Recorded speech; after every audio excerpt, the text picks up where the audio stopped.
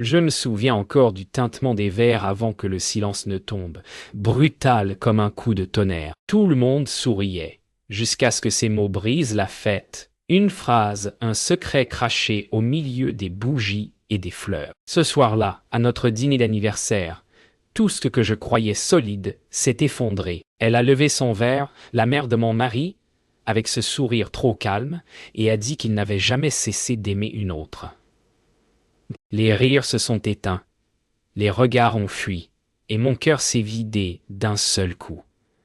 Comment pardonner à celui qui détruit la version de soi qui croyait encore en l'amour? Pourquoi le silence après la trahison fait-il plus mal que le mensonge lui-même? J'ai senti le monde basculer, lentement, comme une pièce, qui roule avant de s'arrêter sur la mauvaise face. La vérité venait d'éclater, et il n'y avait plus de retour possible. Les heures qui ont suivi furent floues, noyées dans un mélange de honte et d'incrédulité.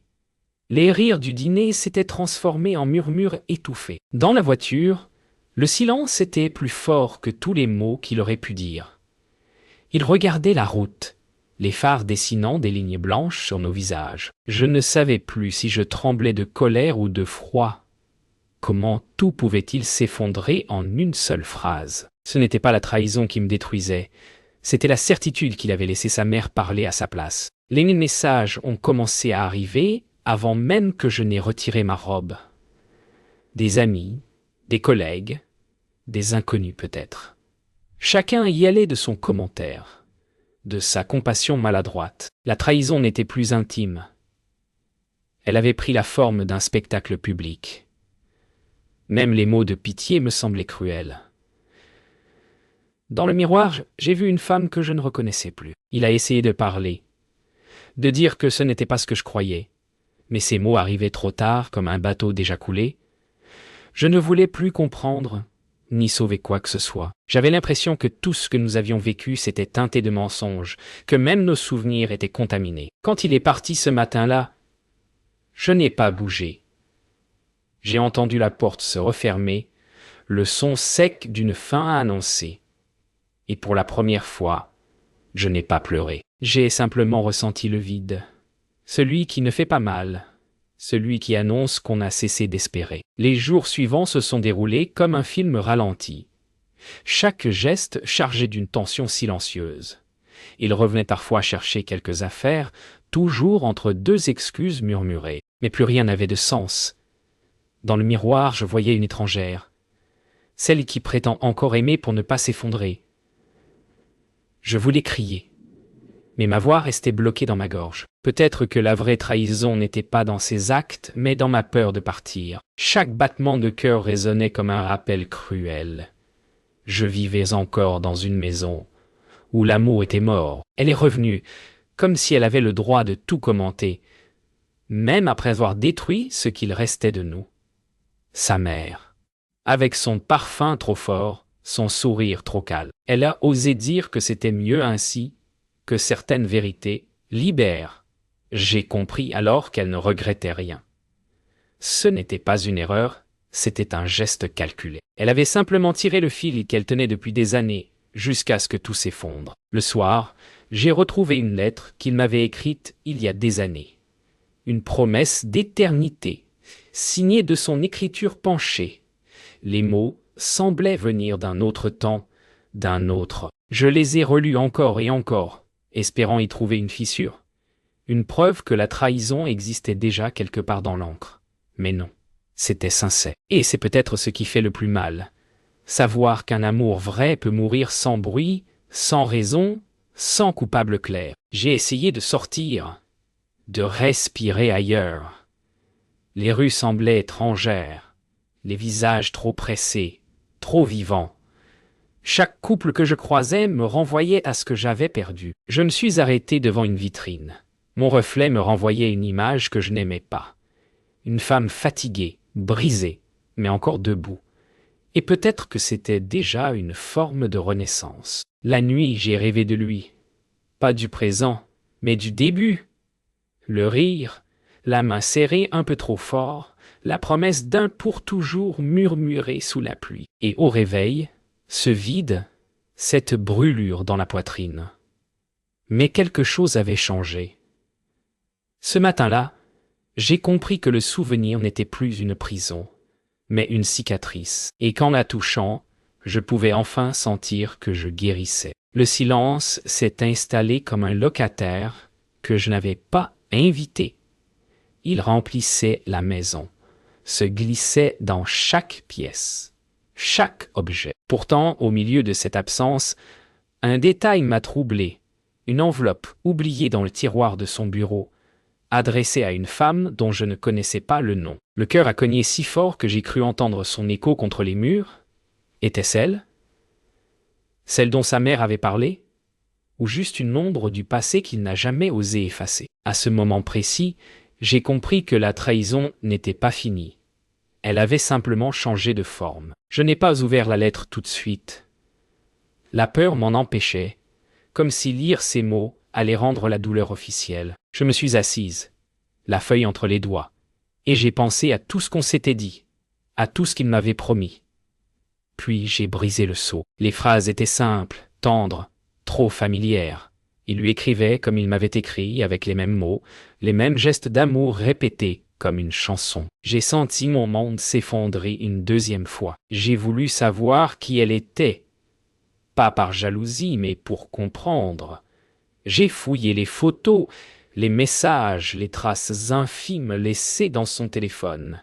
Et je l'ai trouvée. Une femme simple, douce, au regard sincère.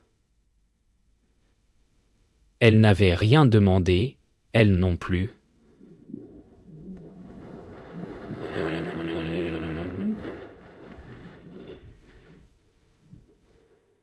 Peut-être qu'il l'avait aimée avant moi. Peut-être, ou pendant, ce qui me tuait, c'était de voir qu'il avait aimé deux femmes avec la même intensité, comme si le mot unique n'avait jamais eu de sens pour lui. Je suis allé marcher au bord de la Seine, là où nous avions eu notre premier baiser. L'air était glacé, mais le vent m'aidait à respirer. J'ai sorti la lettre de ma poche et je l'ai déchirée lentement, morceau par morceau, jusqu'à ce que les mots s'envolent. Ce n'était plus une histoire d'amour. C'était une autopsie du passé. Chaque fragment tombait dans l'eau comme une confession que je n'avais jamais faite. Et dans ce geste, j'ai senti pour la première fois une forme de paix. Le lendemain, j'ai reçu un message inattendu.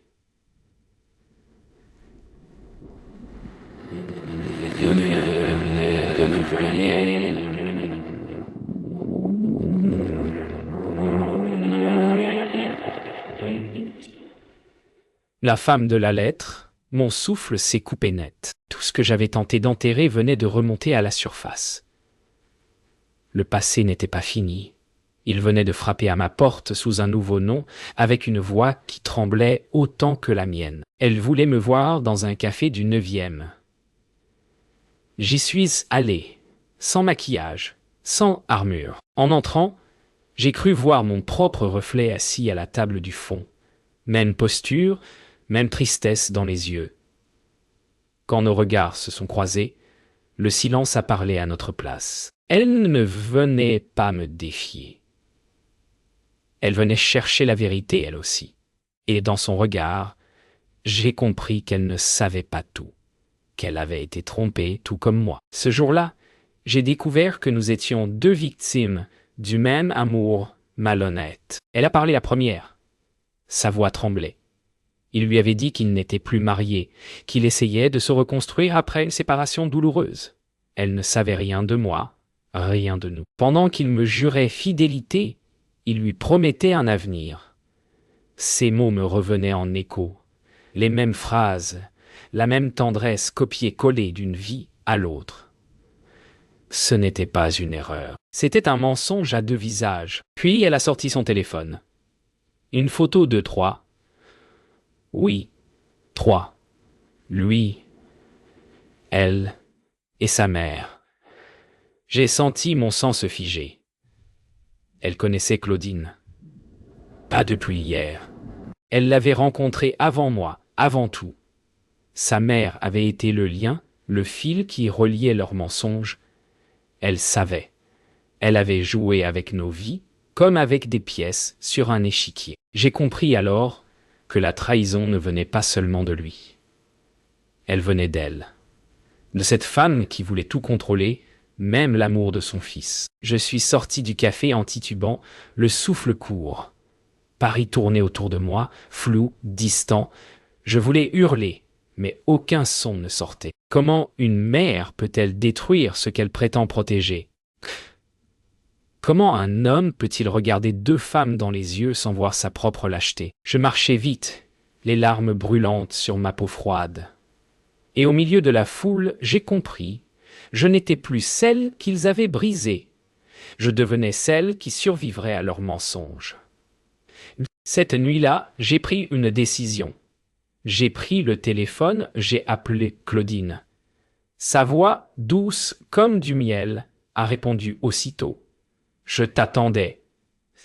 Ces mots ont suffi à tout raviver. Le feu, la colère, la douleur. J'ai compris qu'elle savait que j'allais la confronter, qu'elle se sentait au-dessus de tout. Mais cette fois, ce serait différent. Ce n'était plus une fille blessée qui allait la voir. C'était une femme qui avait cessé de pardonner. Je suis allé chez elle. Sa porte s'est ouverte avant même que je ne frappe. Comme si elle m'attendait. L'appartement respirait l'ordre, la perfection, cette froideur des lieux où l'amour ne pénètre jamais. Elle m'a accueilli avec ce sourire poli, celui qui cache les crocs. Je n'ai pas dit bonjour. J'ai simplement demandé pourquoi. Pourquoi ce besoin de détruire tout ce qu'elle ne comprenait pas? Elle a haussé les épaules, comme si ma douleur n'était qu'un caprice. Tu n'étais pas la bonne pour lui, a-t-elle murmuré.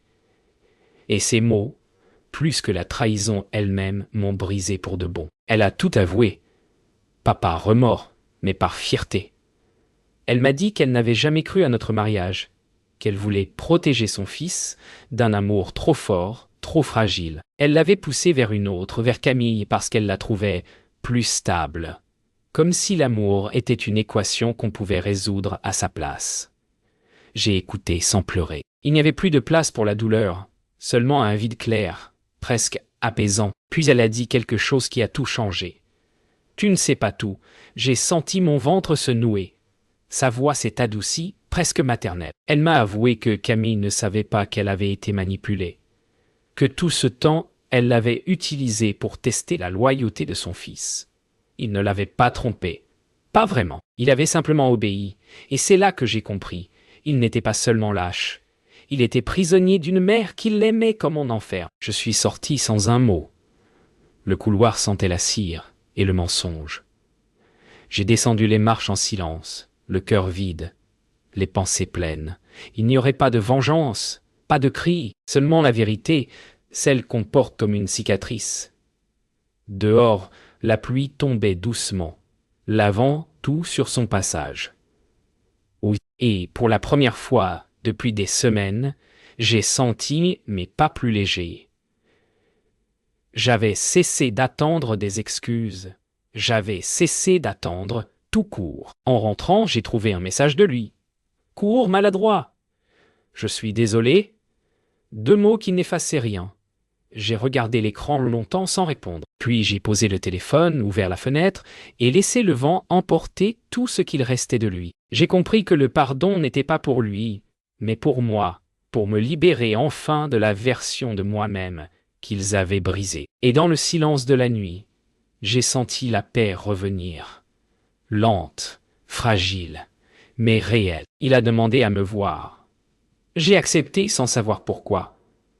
Peut-être pour refermer le cercle, pour lui rendre ce silence qu'il m'avait laissé. Nous sommes retrouvés dans ce même restaurant, celui du dîner, là où tout avait commencé.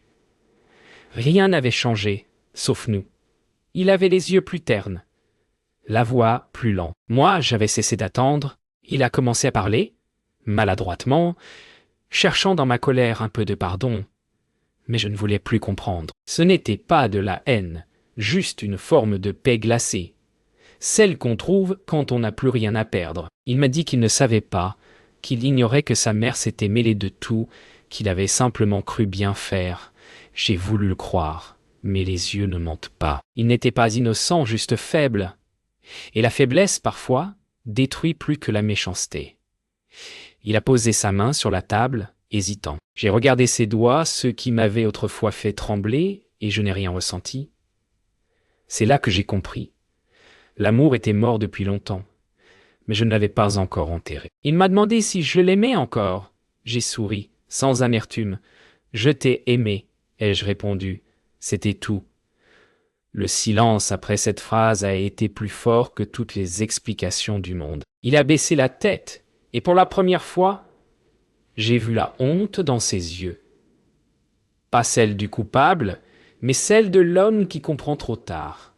Et dans ce regard, j'ai trouvé ma délivrance. Je suis sorti avant lui. L'air dehors était froid mais clair. Je respirais à plein poumon, comme si mes poumons retrouvaient enfin leur place. Le monde continuait à tourner, indifférent, et c'était parfait ainsi. Derrière moi, j'ai entendu la porte du restaurant se refermer. C'était la fin, la vraie, pas celle qu'on pleure mais celle qu'on accepte. La fin qui permet de recommencer. Prenez pendeur de perrourfio. L'ergonie arcia, acacia de leur veut comme tout paix. Je suis rentré seul et pour la première fois, cela ne m'a pas effrayé.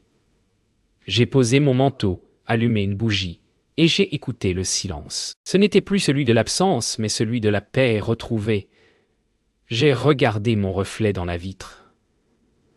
Pas une femme détruite, mais une femme vivante. Je n'avais pas triomphé, je n'avais pas vengé quoi que ce soit.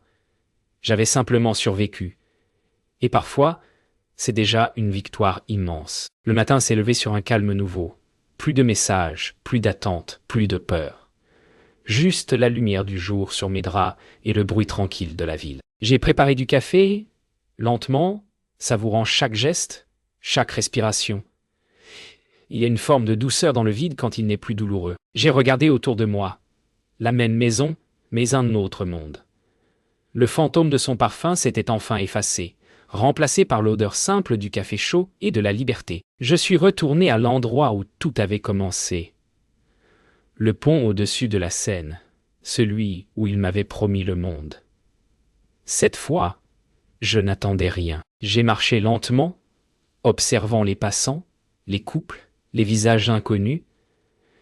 Je n'ai ressenti ni jalousie ni nostalgie, juste une gratitude étrange. Peut-être que certaines trahisons existent pour nous forcer à renaître. Peut-être que c'est ça, grandir, perdre sans s'effondrer. Dans une librairie, j'ai croisé un regard. Pas un choc, pas un coup de foudre. Juste un sourire sincère, simple, sans promesse.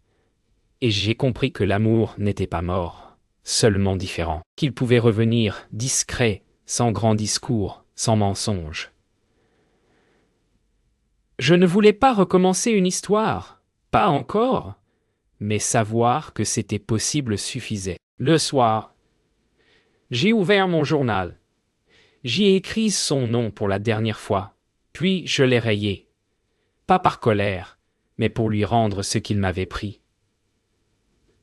La fin. J'ai noté les leçons, les douleurs, les renaissances. J'ai compris que tout ce que j'avais vécu n'était pas une perte, mais une transition. Que parfois, il faut traverser la trahison pour apprendre à s'aimer soi-même. La nuit est tombée, douce, sans menace. J'ai ouvert la fenêtre et regardé les lumières de la ville danser. J'ai souri, vraiment cette fois. Pas pour oublier, mais pour remercier. Parce que chaque blessure avait fait de moi ce que je suis devenu, plus forte, plus vraie, plus libre. Et dans le silence, j'ai murmuré pour moi seul, « Je me pardonne. » La vie pouvait recommencer.